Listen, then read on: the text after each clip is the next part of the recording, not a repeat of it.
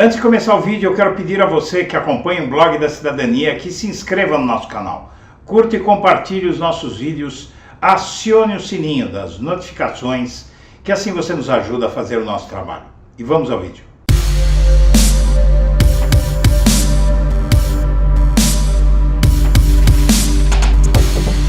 Boa noite, senhoras e senhores. Hoje é 29 de setembro de 2022, são 19 horas. Na Veja, a arma secreta de Bolsonaro contra Lula no debate da Globo. O padre Kelmon, o candidato à presidência pelo PTB, Partido Trabalhista Brasileiro, que herdou a vaga do Roberto Jefferson, será usado para fazer grandes provocações a Lula, segundo apurou a revista Veja. O religioso, que surgiu no debate Veja para ser linha auxiliar de Bolsonaro e acabou sendo um fenômeno de citações nas redes sociais, ficando atrás dos líderes das pesquisas, promete subir o tom contra Lula. Caso seja confirmado que a coluna apurou, hoje não será diferente. O padre acabará sendo muito discutido no Twitter, Facebook, Instagram e outras plataformas.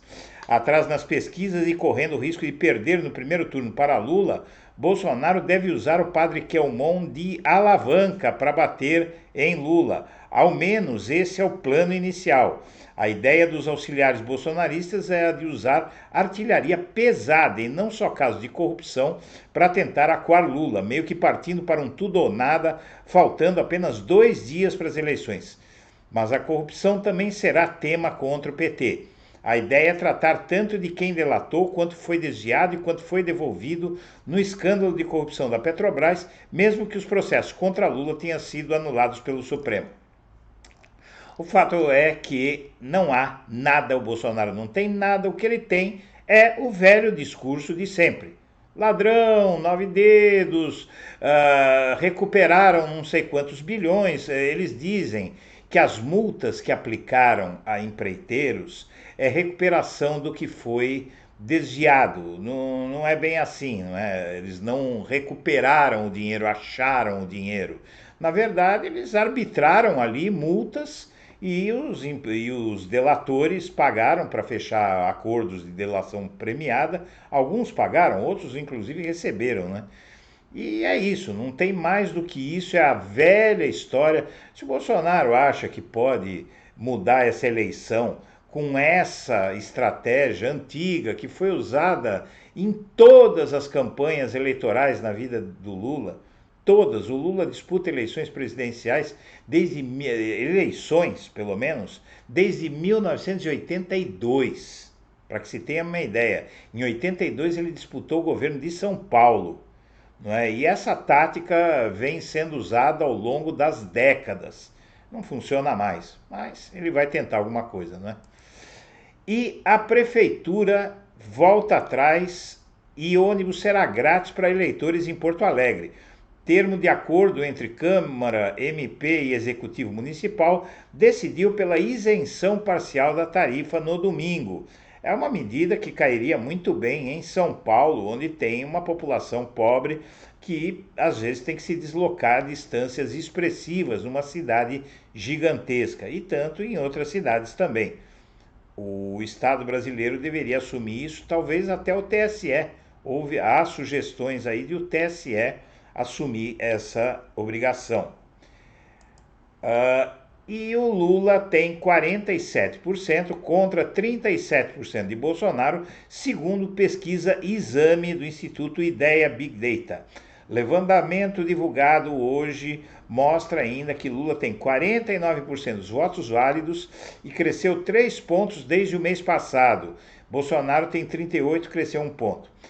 O fato é o seguinte, essa pesquisa feita por telefone e tal, ela mostra o que todas as outras vêm mostrando, e é muito bom que essas pesquisas tenham saído agora, porque indicam que Lula continua crescendo. E não podemos esquecer que mais tarde vai sair o Datafolha, que faz pesquisa com rigor técnico muito maior, e que se até essa pesquisa tem subida de Lula, então realmente a gente pode esperar um Datafolha bem interessante. E pesquisa Poder Data, outra que sai hoje, também mostra crescimento de Lula. Ele tem 48% dos votos válidos, o Bolsonaro tem 38%. Então, no Poder Data, o Lula subiu para 10 pontos de vantagem sobre Bolsonaro. Levantamento feito com 4.500 entrevistados por telefone entre 25 e 27 de setembro. Margem de erro é de 1,5 ponto percentual abaixo de todas as outras pesquisas e parece que essa pesquisa é presencial. Poder Data para as eleições presidenciais de 2022, divulgada nesta quarta-feira, traz Lula com 48% das intenções de voto, seguido pelo Bolsonaro com 38%. A projeção dos votos válidos não considera brancos, nulos, etc. Na sequência da corrida eleitoral aparecem Ciro com 6% dos votos e Simone Tebet com 5%. Em relação à pesquisa anterior, publicada há uma semana, Lula oscilou 2 pontos para cima, Bolsonaro 1 para baixo. Então veja, até nessa pesquisa que vinha sendo considerada muito tendenciosa, porque o Bolsonaro sempre ganha nessa pesquisa, na reta final faz uma pesquisa ampla e mostra que ele está crescendo. E a pesquisa foi feita bem depois da pesquisa IPEC, né? Então ela mostra que o movimento de ascensão do Lula continua crescendo. E aí, não é, nós temos também em último programa de TV, Lula e Bolsonaro trocam farpas e fazem acenos à família brasileira. Ciro e Tebet disparam contra os dois líderes e buscam votos dos indecisos. Esse foi o teor da propaganda eleitoral de Lula, Bolsonaro, Simone Tebet e Ciro Gomes. O ex-presidente Lula e o Bolsonaro aproveitaram o último programa do horário eleitoral gratuito de rádio e TV para trocar ataques e fazer acenos à família brasileira. Enquanto Lula fala que representa o bem frente à maldade atribuída a Bolsonaro, o atual chefe do Palácio do Planalto insinua que Lula é ladrão e corrupto. No programa exibido na tarde desta quinta-feira no Rio de Janeiro, o presidenciável petista começou criticando a defesa do armamentismo do rival, num texto lido pelo influenciador digital Felipe Neto. Recentemente ele declarou apoio à candidatura de Lula. E enquanto as armas deles são pistolas e fuzis, a nossa arma é o voto. Nessa eleição, votar no Lula é muito mais do que votar pelo seu candidato. É votar pela paz, diz um trecho do programa. Numa produção que busca criar um tom de otimismo e esperança populares, aparecem demonstrando apoio ao PT em todas as regiões do país. Em sua fala, Lula repete seguidas vezes a palavra família, usada por Bolsonaro como um lema de campanha. E é a família brasileira que quer mudar o Brasil. A gente quer que o Brasil garanta à família todo dia o café da manhã, o almoço, a janta. Para isso, a gente tem que cuidar do povo brasileiro e para fazer com que a família viva bem, diz o candidato petista. Além disso, a peça eleitoral adota uma narrativa de luta do bem contra o mal, atribuindo a Bolsonaro sentimentos negativos como ódio. Você vai tomar uma decisão se quer o Brasil do ódio ou do amor, se é o Brasil da bondade ou o Brasil da maldade, se é o Brasil da verdade ou o Brasil da mentira, finaliza Lula. E o que deve acontecer com os bancos em caso de vitória do Lula?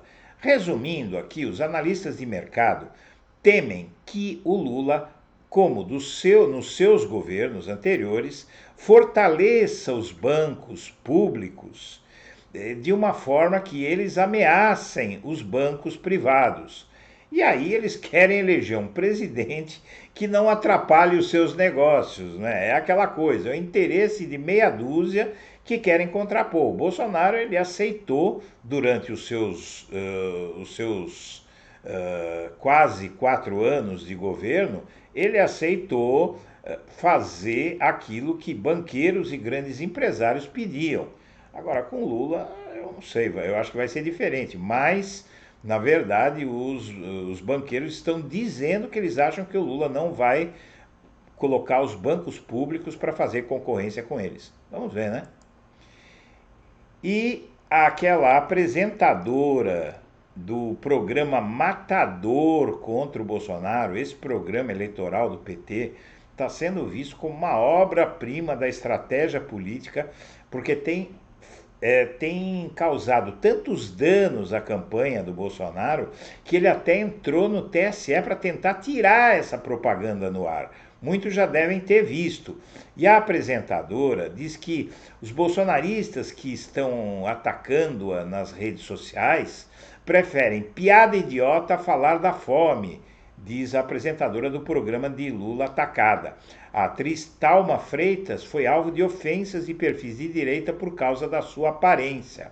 A atriz Thalma Freitas, apresentadora da propaganda eleitoral do ex-presidente Lula, diz não se abalar com as tentativas de ofendê-la por parte de perfis de direita. Atribui à estratégia a falta de argumentos para desconstruir sua mensagem principal. Eles preferem fazer piada idiota do que tocar num assunto muito mais importante que a fome. Preferem fugir da responsabilidade, afirma ela, que vive há 10 anos em Los Angeles, nos Estados Unidos. Nesta terça-feira circulou uma imagem nas redes sociais mostrando uma foto de Thalma no programa e outra mais antiga na qual ela aparece mais magra.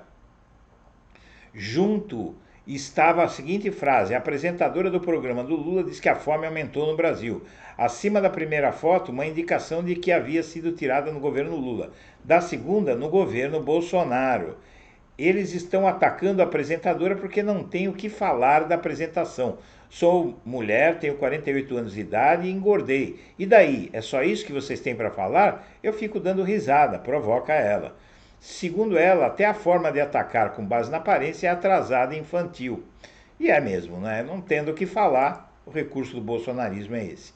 Partidos chegam à reta final da eleição sem cumprir cota de repasse de verbas a negros e mulheres. E isso só acontece, vamos simplificar, porque a Justiça Eleitoral não pune de verdade esses partidos. Porque se punisse, tirando inclusive do bolso deles, não é? Eles não fariam o que estão fazendo.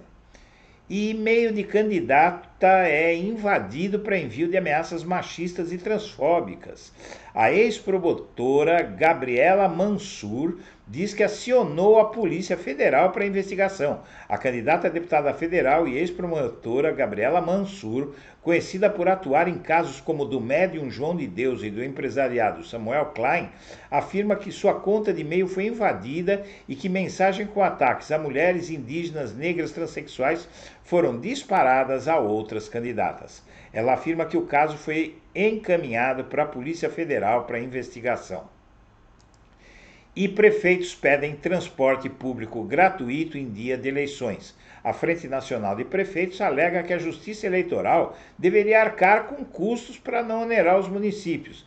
E é a pura verdade, não é? Isso chega a ser um absurdo que para o sujeito cumprir uma obrigação cívica, ele tenha que tirar dinheiro do sustento dele para isso. Na verdade, pode parecer pouco uma passagem de ônibus, outra de metrô, ida e volta, mas para algumas pessoas faz uma diferença muito grande. O Brasil precisa de mais solidariedade. E Ciro e Tebet travam guerra particular pelo terceiro lugar. Para a senadora, resultado representaria aumento do prestígio político, enquanto para Ciro Gomes serviria para evitar seu maior fracasso eleitoral. Se ele sair em quarto lugar com uma votação muito mais baixa do que ele teve em 2018, para ele vai ser o fim da carreira e para Simone Tebet vai ser a glória. Ela sabe que não vai ganhar, mas ela sabe que ela ficou conhecida nacionalmente e seguramente, dependendo da votação que tiver, ela vai estar nas urnas de 2026. Já esse sujeito aqui, a situação dele está bem pior. Minha amiga, meu amigo, nós agradecemos a atenção e estaremos de volta amanhã às 8 da manhã no Primeiras Notícias. Um abraço para todo mundo.